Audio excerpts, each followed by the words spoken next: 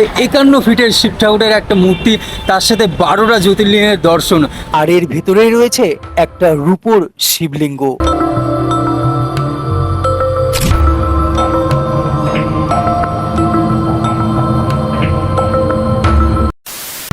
Hello everyone, সকলকে জানাই good morning, সুপ্রভাত। এখন আছি আমি কলকাতার ধর্মতলাতে, আর এখান থেকে যাব শ্বেত বংশীধর জালানে স্মিথ ন্যায় মন্দিরে, যেই মন্দিরটাকে অনেকে এখন ন্যায় মন্দির বলে চেনে।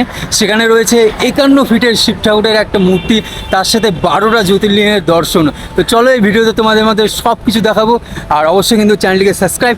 হাওড়া থেকে মাত্র 2 কিলোমিটারের মধ্যে রয়েছে এই শ্বেত বংশীধর জালান স্মিথ মন্দির, যার বর্তমান পরিচয় এখন নয়া মন্দির বলে, অনেকে আবার একে নতুন মন্দিরও বলে থাকে। হাওড়া ব্রিজ থেকে মাত্র 15 টাকা ভাড়ায় চলে আসলাম আমি এই মন্দিরে। আর এই যে দেখতে পাচ্ছ মন্দিরের প্রবেশদ্বার, আর তার ভেতরে রয়েছে এই মন্দিরটি। আর এই মন্দিরের আকর্ষণীয় রয়েছে এই 51 ফুটের মহাদেবের মূর্তি।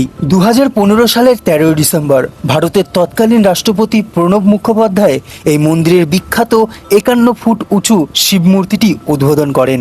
আর এর ভেতরেই রয়েছে একটা রূপোর শিবলিঙ্গ।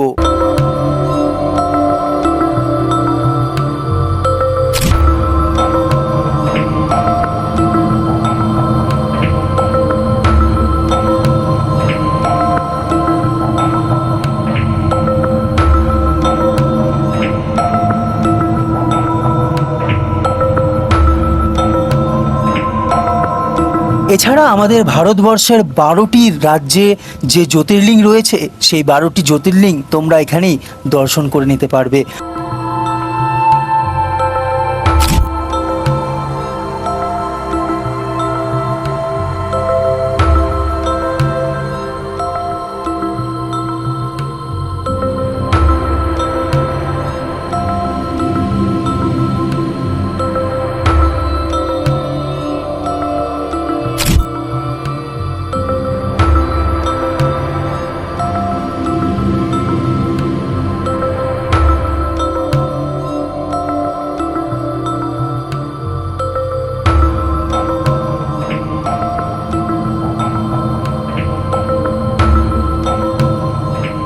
তোমাদের এই মন্দিরের টাইমিংটা বলে দিই, সকাল 5টা থেকে নিয়ে 12টা পর্যন্ত, আবার বিকেল 4টা থেকে নিয়ে সন্ধ্যা একদম রাত 8টা পর্যন্ত এই মন্দির কিন্তু খোলা পাবে তোমরা।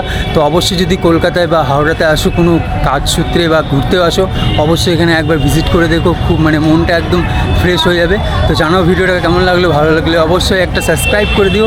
দেখা হচ্ছে পরবর্তী ব্লগে। আর হ্যাঁ, কমেন্টে হর হর মহাদেব লিখে যেও।